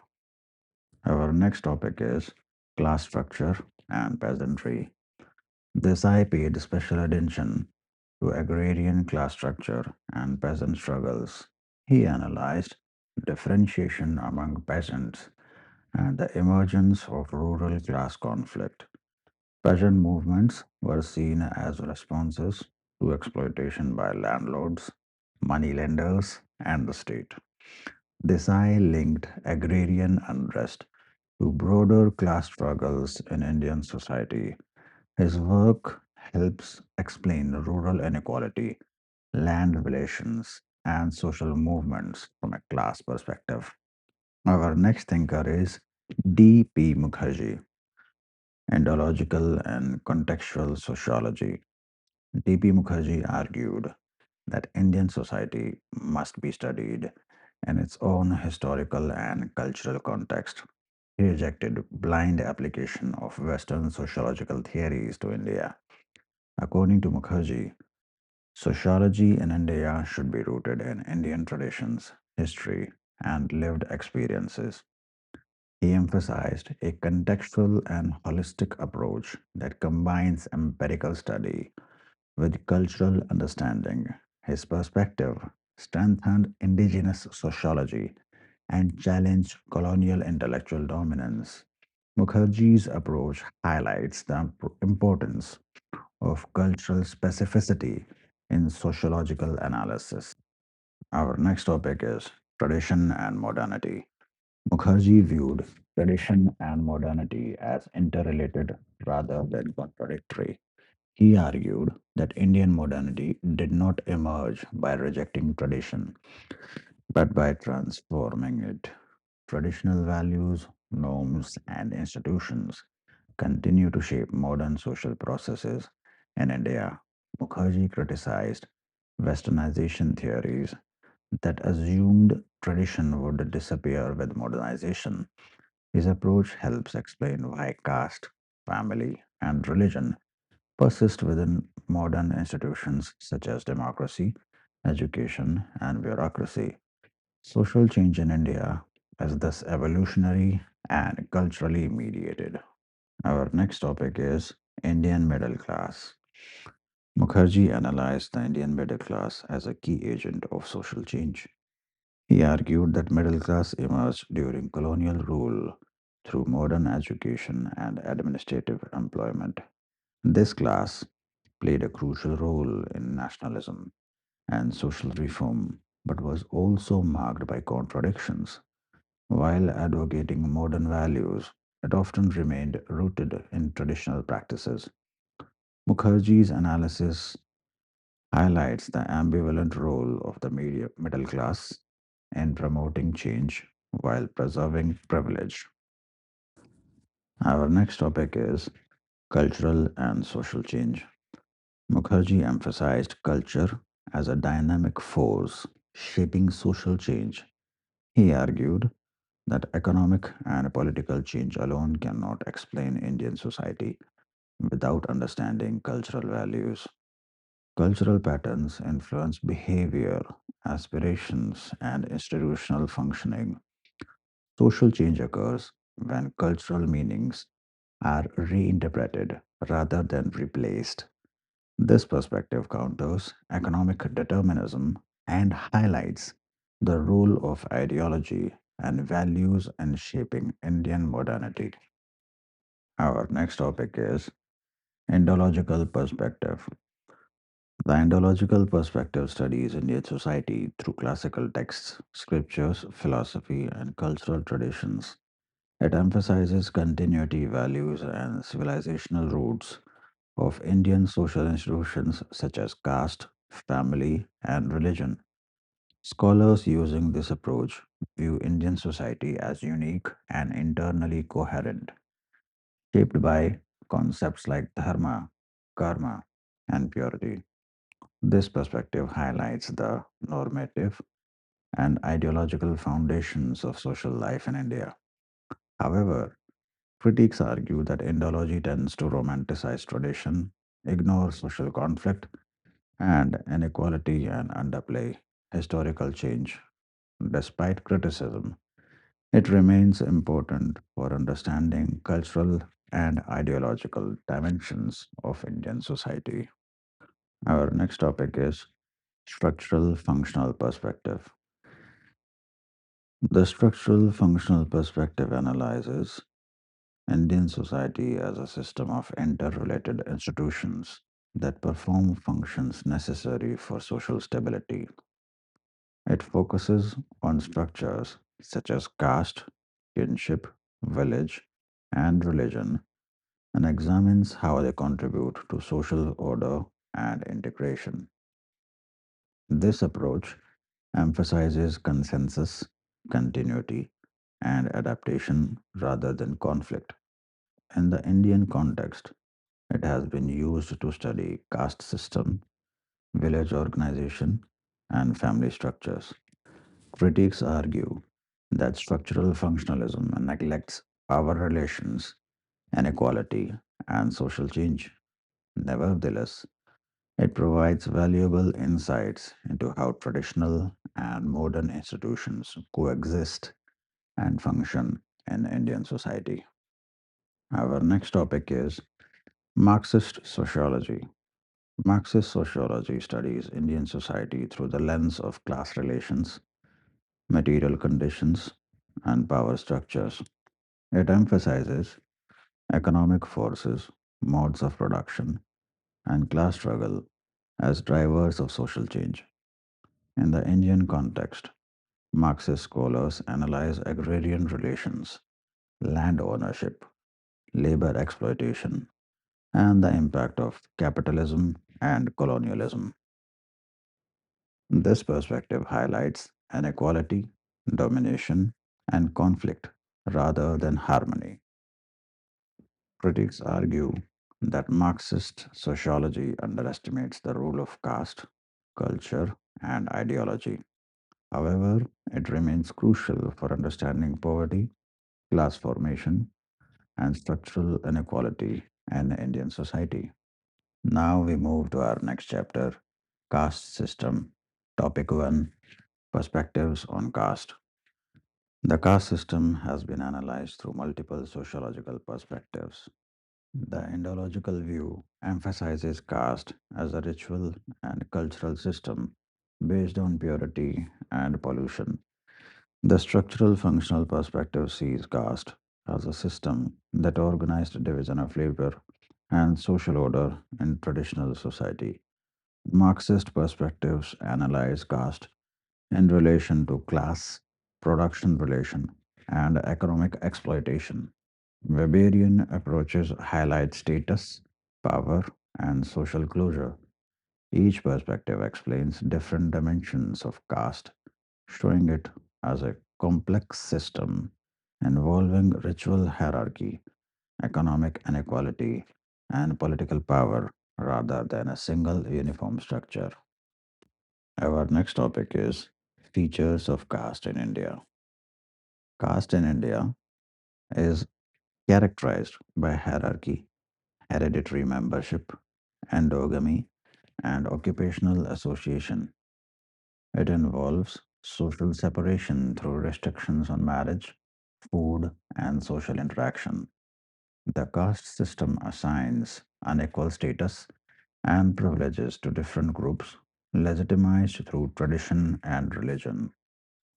It operates through norms, customs, and social sanctions rather than formal laws.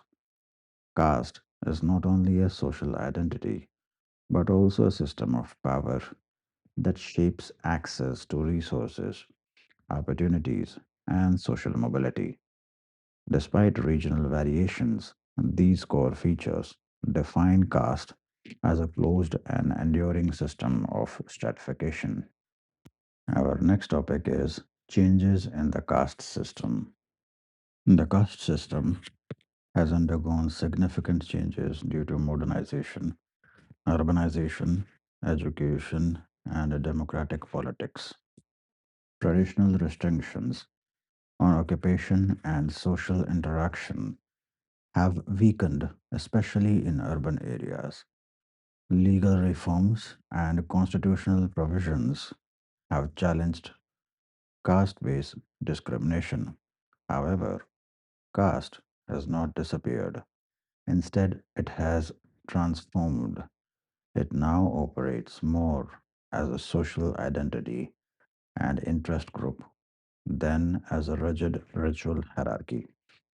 Sociologists note a shift from a ritual dominance to political and economic assertion of caste groups, indicating both continuity and change within the system. Our next topic is dominant caste. The concept of dominant caste refers to a caste group that holds economic power, numerical strength, and political influence at the local or regional level. Dominance does not necessarily correspond to high ritual class. A dominant caste exercises control over land, resources, and local institutions, shaping village power structures. This concept highlights how caste operates as a source of power rather than merely a ritual hierarchy. It helps explain changing caste relations in rural India, where economic and political factors increasingly determine social dominance. Our next topic is caste and politics. Caste and politics are closely interconnected in India. Democratic processes have transformed caste into a basis for political mobilization and representation. Political parties used caste identities to build vote banks and alliances. Caste based organizations articulate group interests and demand recognition, resources, and power. While caste politics has enabled marginalized groups to assert their rights, it has also reinforced caste identities in public life. Sociology studies caste and politics to understand how traditional social identities adapt to modern democratic institutions and reshape power relations. Now we move to our next chapter, tribal communities in India. Topic 1, definitions and characteristics. Tribal communities in India are socially and culturally distinct groups with their own customs, traditions, and modes of livelihood. They are generally characterized by a close relationship with nature, relative isolation, collective living, and strong kinship ties. Tribal societies often practice subsistence based economies such as hunting, gathering, shifting cultivation, or small scale agriculture. Social organization is usually simple with limited social stratification and emphasis on community solidarity. Tribal cultures are rich in folklore, rituals, and oral traditions. Sociology studies tribal communities to understand diversity, social organization, and alternative ways of life outside mainstream caste society. Problems of tribal communities. Tribal communities face multiple social, economic, and political problems. These include land alienation, displacement due to development projects, poverty, illiteracy, and lack of access to healthcare and education. Exploitation by moneylenders, contractors, and forest officials has further marginalized tribal populations. Cultural disintegration occurs as traditional institutions weaken under external pressures. Despite constitutional safeguards and welfare policies, many tribal communities continue to experience exclusion and underdevelopment. Sociology examines these problems to understand how historical neglect, unequal development, and state intervention affect tribal life and identity. Our next topic is tribal movements. Tribal movements are collective efforts by tribal communities to resist exploitation, protect land and resources, and assert identity and rights. Early tribal movements were often directed against colonial policies, landlords, and moneylenders. In the post independence period, movements have focused on issues such as displacement, forest rights, autonomy, and cultural recognition. Some movements demand separate states or self governance, while others seek protection from development induced displacement. Sociology studies tribal movements as expression of resistance, identity assertion, and struggle for social justice within a changing socio political context. Now we move to our next chapter, rural and agrarian social structure. Topic 1, agrarian relations. Agrarian relations refer to the social relationships that emerge around land ownership, cultivation, and agricultural production. These relations involve landlords, tenants, sharecroppers, and agricultural laborers. In traditional rural society, agrarian relations were shaped by caste, customary rights, and unequal power structures. Control over land determined social status, authority, and economic security. Sociologists study agrarian relations to understand rural inequality, exploitation, and class formation. Changes in technology, markets, and state policies have altered agrarian relations, but unequal access to land and resources continue to shape rural social structure. Next topic is land reforms. Land reforms were introduced after independence to reduce inequality in land ownership and improve agricultural productivity. Major measures included abolition of intermediaries, tenancy reforms, ceiling on land holdings, and redistribution of surplus land. The objective was to create a more equitable agrarian structure and empower cultivators, while land reforms succeeded in eliminating intermediaries in some regions. Their overall impact was uneven due to poor implementation and resistance from powerful landowning groups. Sociology examines land reforms to assess their role in changing rural power relations and addressing agrarian inequality. Next topic is Green Revolution. The Green Revolution refers to the introduction of high yielding varieties of seeds, chemical fertilizers, irrigation, and modern technology to increase agricultural production. It significantly increased food grain output and helped achieve food security. However, its benefits were unevenly distributed. Large and middle farmers gained more than small and marginal farmers. Regional disparities increased, and environmental problems emerged. Sociologists study the Green Revolution to understand its social consequences, including class differentiation, changing agrarian relations, and new forms of rural inequality. Next topic is changing rural society. Rural society in India has undergone significant changes due to modernization, urbanization, education, and state intervention. Traditional village institutions have weakened, and market forces play a greater role in shaping rural life. Occupational diversification, migration, and improved connectivity have altered social relationships. Caste based hierarchies persist but operate differently in modern rural contexts. Sociology studies changing rural society to understand continuity and transformation in social structure, power relations, and patterns of inequality in rural India.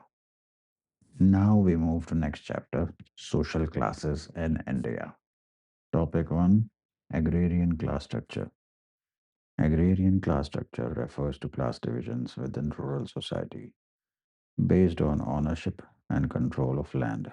Major agrarian classes include landlords, rich peasants, middle peasants, small farmers, and agricultural laborers.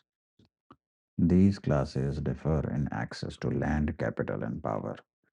Agrarian class relations are shaped by land reforms, technology, and market forces, while caste influences class position. Economic factors increasingly determine class relations in rural India. Sociologists study agrarian class structure to understand rural inequality, exploitation, and changing power relations resulting from agricultural development and state intervention. Our next topic is industrial class for structure. Industrial class structure emerged with industrialization and the growth of wage labor. It consists mainly of the capitalist class, managerial class, and working class. Capitalists own the means of production, while workers sell their labor for wages. Industrialization created new forms of inequality, labor discipline, and class conflict. Trade unions and labor laws developed to protect workers' interests. Sociology examines industrial class structure to understand exploitation, class consciousness, and the impact of industrial growth on social relations. Informalization of labor has further complicated industrial class relations in contemporary India. Our next topic is middle class. The middle class occupies an intermediate position between the upper and lower classes. and is characterized by education, salaried employment, and relative economic security. In India, the middle class has expanded significantly due to urbanization, education, and economic growth. It plays a crucial role in consumption, politics, and cultural change. However, the middle class is internally diverse and marked by inequality. Sociologists study the middle class to understand aspirations, social mobility, and its influence on social values, governance, and public discourse in modern India. Our next topic is System of Kinship, Family, and Marriage in India. Topic 1, Household Dimensions. Household refers to a residential and economic unit where members share living arrangements and resources. In India, households vary by size, composition, and authority structure. Joint households traditionally involved extended kin living together, sharing property, labor, and responsibilities. Nuclear households consist of parents and children and are increasingly common. Household structure is shaped by factors such as caste, class, occupation, and region. Sociology studies households dimensions to understand pattern of cooperation, dependency, decision making, and resource distribution. Changes in household forms reflect broader social transformation such as urbanization, migration, and economic change. Our next topic is patriarchy. Patriarchy in India refers to a system of social organization where men hold dominant positions in family, kinship, and inheritance. It operates through control over property, decision making, and women's labor. Patriarchal norms are reinforced through socialization, religious practices, and customary laws. Women's roles are often confined to domestic responsibilities, while men dominate public and economic spheres. Sociology analysis patriarchy to reveal how gender inequality is structurally embedded in kinship and family systems. Patriarchy varies across regions and communities, but remains a persistent feature of Indian society. Our next topic is changing family patterns. Family patterns in India are undergoing significant change due to education, urbanization, women's employment, and legal reforms. Nuclear families are increasing while joint families are declining, though not disappearing. Age at marriage is rising, fertility rates are falling, and intercaste and interreligious marriages are becoming more visible. Women's participation in education and work has altered gender roles within families. Though inequalities persist, sociology studies these changes to understand how traditional kinship systems adapt to modern social and economic pressures while continuing to influence identity and social support. Our next chapter is Religion and Society in India. Topic 1, Religious Minorities. Religious minorities in India are groups that are numerically smaller than the dominant religious community and possess distinct cultural and religious identities. They include communities such as Muslims, Christians, Sikhs, Buddhists, and others.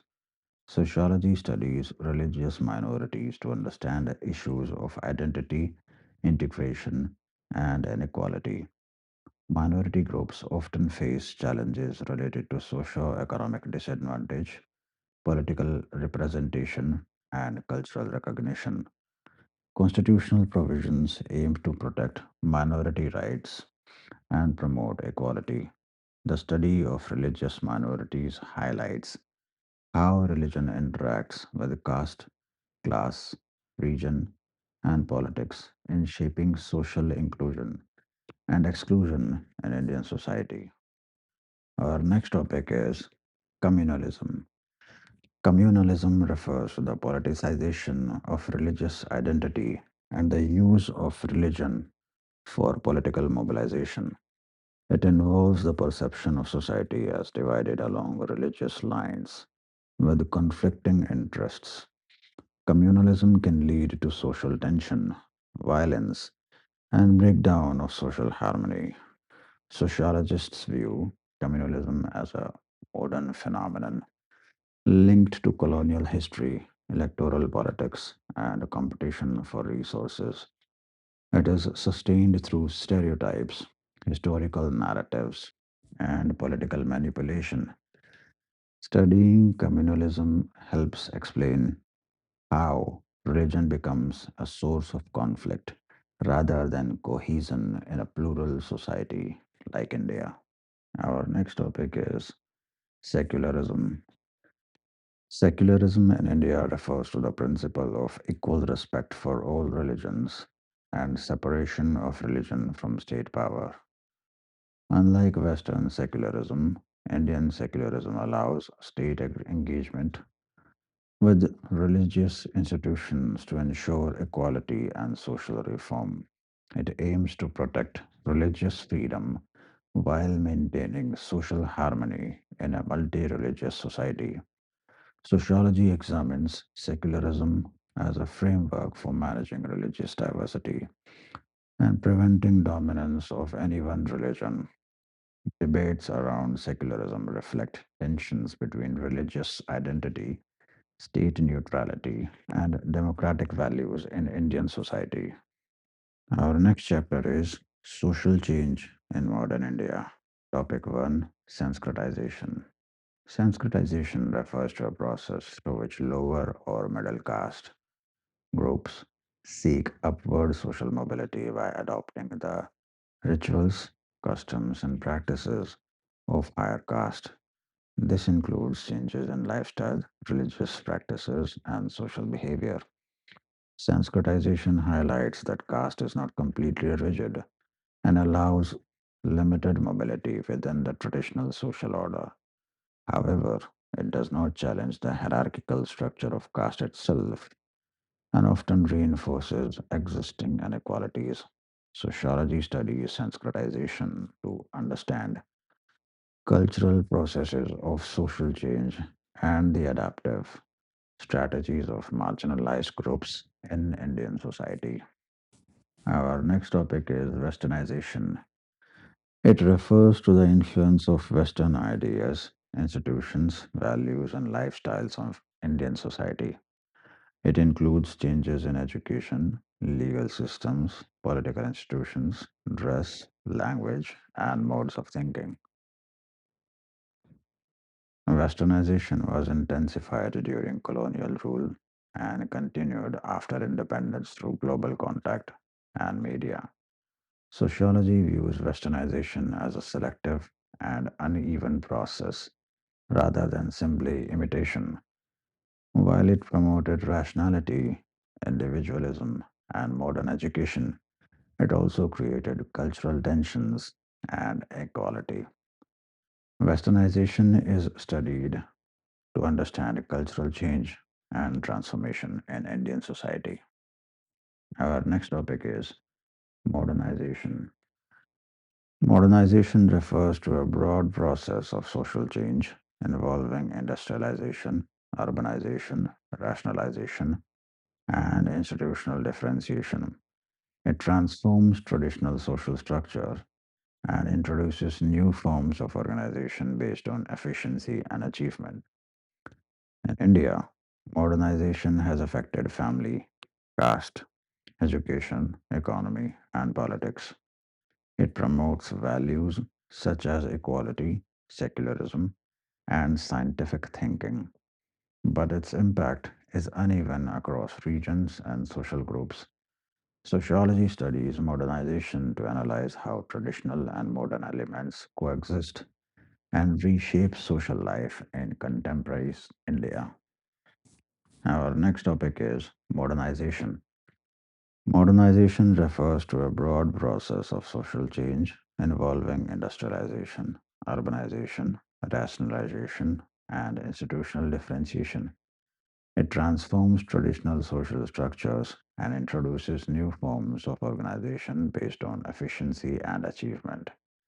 In India, modernization has affected family, caste, education, economy, and politics. It promotes values such as equality, secularism, and scientific thinking, but its impact is uneven across regions and social groups. Sociology studies modernization to analyze how traditional and modern elements coexist and reshape social life in contemporary India. Our next topic is globalization. Globalization refers to increasing economic, cultural, and technological interconnectedness between societies. In India, globalization has accelerated social change by reshaping markets, communication, and cultural practices. It has created new opportunities for growth, mobility, and consumption, while also increasing inequality and job insecurity. Globalization influences identity, work, family, and social aspirations. Sociology examines globalization to understand how global forces interact with local social structures, producing both integration and resistance in modern Indian society. Now we move to next chapter, political processes in India. Topic 1, nation building. It refers to the process of creating a unified political and social community within a diverse society. In India, nation building involved integrating regions, languages, religions, and ethnic groups into a single political framework after independence. It relied on constitutional values such as democracy, secularism, and federalism. Institutions like education, bureaucracy, and mass media played an important role in promoting national identity. Sociology studies nation building to understand how unity is created amid diversity and how conflicts, regionalism, and identity politics challenge national integration. Our next topic is state, democracy, and civil society. The state refers to a set of institutions that exercise authority over a defined territory and population. Democracy in India is based on universal adult franchise, constitutional governance, and political participation. Civil society includes voluntary organization, social groups, and associations that operate between the state and the market. Sociology examines how democracy functions in practice beyond formal institutions.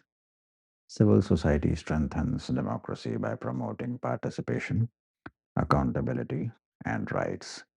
However, inequalities of caste, class, and gender shape access to democratic processes and influence the relationship between state and society. Our next topic is social movements. Social movements are organized collective efforts aimed at bringing social or political change. In India, social movements have emerged around issues such as land rights, caste discrimination, gender equality, environmental protection, and identity recognition. These movements challenge existing power structures and demand justice and inclusion. Sociology studies social movements to understand mobilization, leadership, ideology, and state response. Social movements reflect both democratic aspirations and social inequalities, making them an important feature of political processes in modern India. Now we move to next chapter, population dynamics. Topic 1, population growth. It refers to the increase in the number of people in a society over time. In India, population growth has been influenced by high birth rates, declining death rates, and improvements in healthcare. Rapid population growth creates pressure on resources, employment, housing, education, and healthcare. It affects social development and quality of life. Sociology studies population growth to understand its social causes and consequences rather than viewing it as a numerical problem. Factors such as poverty, education, gender roles, and social norms play a significant role in shaping population trends. Next topic is demographic transitions. It refers to the shift from high birth and death rate to low birth and death rate as societies develop. It typically occurs in stages, beginning with population growth and ending in stabilization. In India, different regions are at different stages of demographic transition. Declining mortality due to medical advances preceded fertility decline, leading to rapid population growth. Sociology examines demographic transition to understand the relationship between population change, economic development, social transformation, and policy interventions. Next topic is urbanization. It refers to the increasing proportion of population living in urban areas. It is driven by industrialization, economic opportunities, and rural distress. Urbanization transforms social life by changing occupations, family structures, lifestyle, and social relationships. Cities become centers of economic growth, cultural exchange, and political activity. However, rapid urbanization also produces problems such as housing shortages, slums, unemployment, and environmental degradation. Sociology studies urbanization to understand both its opportunities and challenges in shaping modern society. Next topic is migration. Migration refers to the movement of people from one place to another, either temporarily or permanently. It may be internal or international, voluntary or forced. In India, migration is closely linked to employment, education, marriage, and displacement. Migration reshapes family structures, labor markets, and cultural identities. While migration offers opportunities for social mobility, it can also lead to insecurity and exploitation. Sociology studies migration to analyze its causes, patterns, and impact on both sending and receiving communities. You have reached the end of the Sociology Optional Revision audiobook. Remember, this resource is designed only for quick revision. If this audiobook helped you reduce confusion, save time, and see syllabus more clearly, consider supporting the channel.